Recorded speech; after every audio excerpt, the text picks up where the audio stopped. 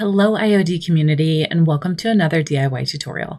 Today we're going to be showing you how to make these gorgeous Gather Here with Grateful Hearts door hangers using our IOD Autumn Cottage mold. If you don't have this mold already, you'll want to snap it up even if it's for next season because it's limited edition and when it's gone, it's gone. So the first thing you should do before you do your molds is actually plan out your lettering. Today we're using Gather Here with Grateful Hearts, and you can see we're taking our stamps and arranging those. Our molds are going to fall in about the bottom half and largely on the bottom third of this 19.5 wooden door hanger. So go ahead and plan that out first so you make sure that whatever words you're using, if you use something different, is going to fit nicely in that space. We'll jump back to actually stamping this later on in the video, but wanted you to see this for planning purposes because this is how you would want to do it. If you're going to add a bow or foliage to the top of your door hanger, make sure you leave space for that. And if not, make sure you just space your letters appropriately for your end presentation. The first thing we're going to do today is start by mixing our resin. We're using a quickset resin and we're going to pour all of our castings. We will pour every casting on this mold today. We're going to use the pumpkin and the wheat as our anchor element, and then we will build our wreathing up the side of the door hanger. So go ahead and get your resin mixed. If you want to be exact, you could actually add up all of the little measurement marks to know exactly how much you need. We like to just mix enough that we can pour it all, and if we have extra, we'll make some extra castings that we can set aside in a box for future projects. This is a great thing to have handy, so don't worry if you don't want to measure. You don't have to, and if you need more, you can always mix up a little bit more. Do be careful when you're measuring your resin and when you're mixing it. These are two very important steps to get right. If you do not mix your resin thoroughly, or if you're not putting it exactly in the ratio on your instructions package for your resin, you could cause issues in the form of your resin not curing, which means you're not going to get hard castings. You're going to have a goopy mess, which you don't want. Or in a worst case scenario, you could actually get binding to the mold. Now, to avoid this, you can also use something called a mold release agent. This provides an extra barrier of protection in case you don't mix your resin right so that you don't get any binding or damage to those IOD molds. Because you definitely don't want that. We love our IOD molds. Resin is a wonderful medium, but it does come with some pros and cons, and just knowing how to use it and be successful is going to go a long way. So go ahead and pop over to that ironorchiddesigns.com blog. We'll also put it in the description below so you can read all about the best tips and tricks to get the best resin casting and protect those molds because you want them for years to come. And many people use this successfully without mold release agent. That's just an extra step of protection, especially for someone who's new. And another tip is make sure to check that your resin is not expired and make sure that you're storing it according to the manufacturer's instructions because the temperature that it is stored at is also important. So those are just a few issues you could encounter. So watch for those. So you can see that these have set. We're pulling out all of these elements. So like we said, we did every casting on this one. Off camera, we also did a few more leaves. So go ahead and do that. Now you're going to bust out your acorns and oak leaves mold. Again, we're going to do all of the castings on this mold. So you're going to get lots of elements of leaves and acorns. So go ahead and pour each of those up. You're going to have a lot of castings. You can see that these are done. So we're going to go ahead and pop those out. And now we're going to be ready to start working on our actual composition and layout. We will have a picture of this in the blog, so you'll be able to follow along on an exact template of how to lay that out, or you can get creative and make your own. This is up to you. You can make it bigger, smaller, add in other elements. You can see that today we actually decided to add in a few more acorns, and we decided to do that in clay. You can mix these mediums. Of course, there's benefits to clay and resin. Clay is a little bit more vintage and cracked. Resin's a little bit more perfect, and these clay elements we can just tuck in and mold easily over the resin. Although you can also layer resin, so don't be afraid to layer resin. It just takes a little bit more glue, and you'll see that we actually do this too. So either way, if you're all resin, all clay, you can do it either way, or you can mix and match like we're doing today. So go ahead and grab your door hanger and work on that layout. Like I said, that picture will be in the blog, but you can look at this on screen too. You'll put your anchor of your pumpkins and your wheat, and you'll just work with this composition until you're happy. Nothing's glued down right now. We're just getting this how we like it. You can see that the leaves are pretty thick down on that bottom half, and then they narrow as they go up the side, and they go about 50% up the way of the door hanger. The wood is unpainted right now, so we're just working on that layout. And then we'll come back in with our Titebond Quick and Thick and place this all down once we're totally happy with how everything is looking.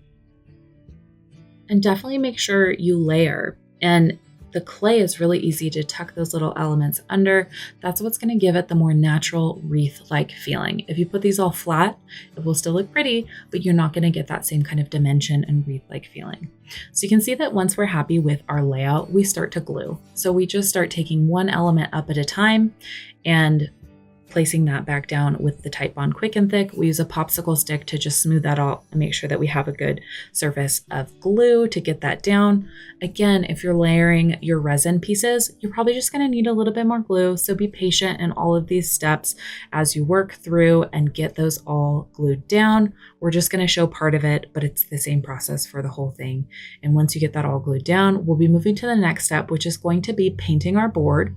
If you do have any clay castings on here, that's fine too. We actually like to paint our clay wet. It can help with the cracking and shrinking. So that's something that we do. You can also paint it dry.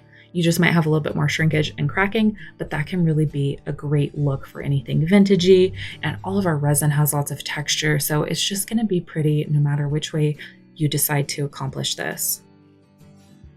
For our next step, we're going to be painting. We chose a soft beige, and then we'll be coming in after that's dry with some wax to really make all of these details pop. You can choose whatever color you like. We are going to be using a black ink for our letters, so they'll have a nice contrast, but change it up. This is your project. Get creative. There are lots of different types and brands of paint. So if you need any help with that, we definitely recommend getting in touch with your local stockist, who can also get you all of your IOD supplies. You just pop on over to the ironorchiddesigns.com website and click that red Where to Buy button to find your closest local or online retailer of IOD products. So you can see now we are going in and painting. We're going to go all over those castings. Make sure to take your time here. You can see that Olivia is blotting with the brush all around those castings to get that nice coverage on all the sides everywhere. Don't forget to paint the sides of your door hanger. That's going to make this feel nice and finished. And you can see here it's important that those castings are down tight enough so that you're not moving those around. So make sure it's dry enough. You can always just take a little wiggle on before you start painting to make sure that everything's in place. And then just go ahead and get that all nice and painted. Now we're ready to go to the stamping portion of our tutorial. You had a preview of this earlier, so you should have already figured out your words and your spacing, and now it's time to actually stamp these down. Do make sure that your door hanger is nice and dry. You don't want any paint lifting or smudging.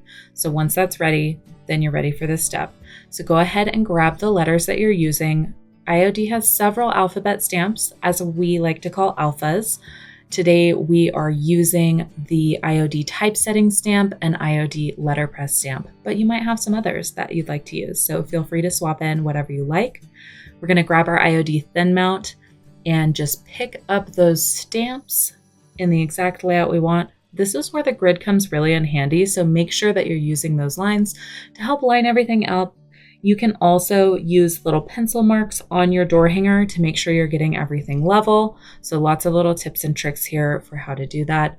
Make sure you get your IOD Black ink and get those letters nice and juicy, but not too juicy, that you're going to then flip these over, get it lined up where you want it. And this is important.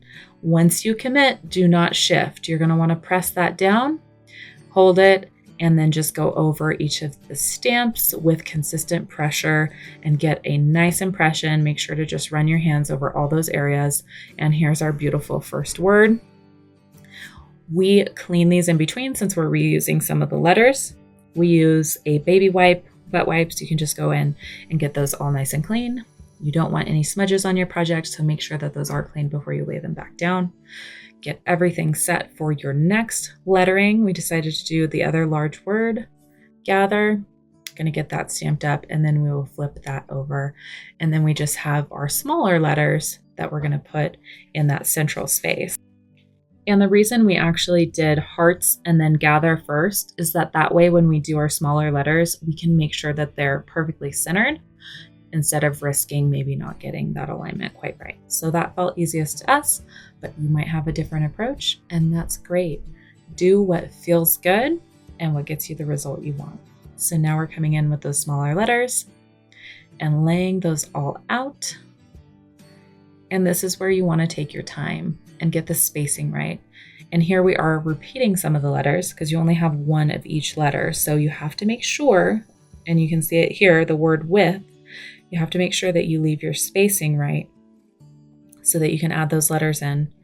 A lot of times when we're coming back in to add just one letter that's already been used, we just leave that space and we'll hand stamp that one. You can go in with the thin mount, but if it's just one letter, sometimes it's easier to just pull that off at the end. So you'll see that on screen. And here you can see we're using a smaller thin mount. When we work with smaller sections of stamp or lettering, we like to use a smaller thin mount. And this is not an additional product. This is just a cut down thin mount. They're not very expensive, so this is definitely something we recommend in your craft toolkit. Get 2 thin mounts and cut some down for different projects. It's just a little bit easier to maneuver and work with. As we finish these last stamps, let's talk about our next step. After our stamping has dried all the way, we're going to be waxing. We always go in with a clear wax first before we do our dark wax. This just makes sure our dark wax doesn't get overly dark and dramatic. So that's a tip. You definitely want to do clear wax first. We're just going to do a nice thin layer over everything.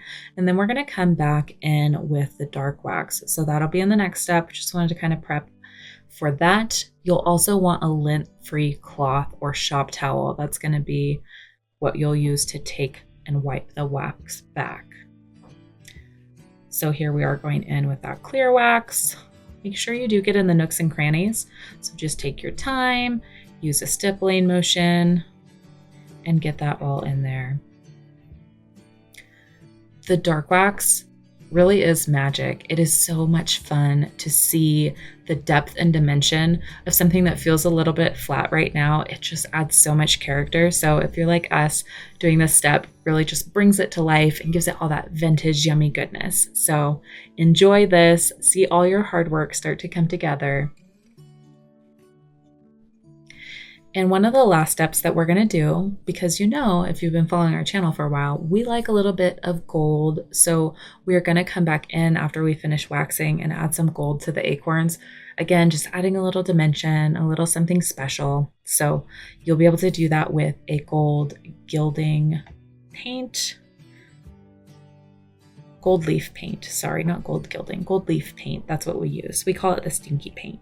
So you'll be able to use that. You can use a small art detail brush or whatever you have that's small enough for that.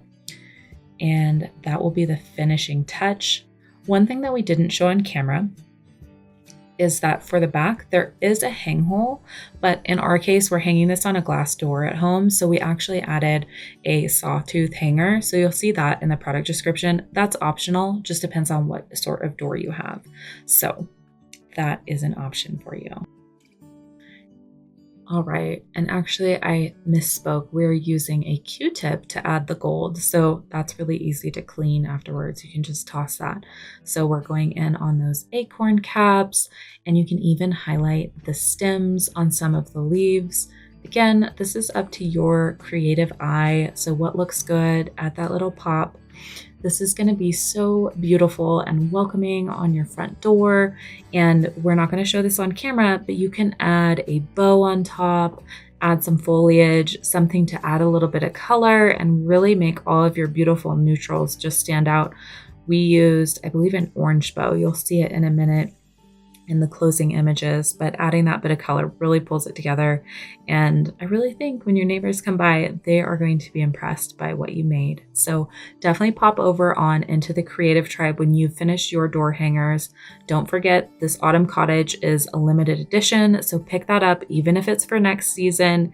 You won't regret it. And that Acorns and Oak Leaves mold is a workhorse. That one's not limited edition, but you need it. You need it for Thanksgiving and so many gorgeous projects. So we hope to see you next time, and we will be here ready with more great tutorials for you.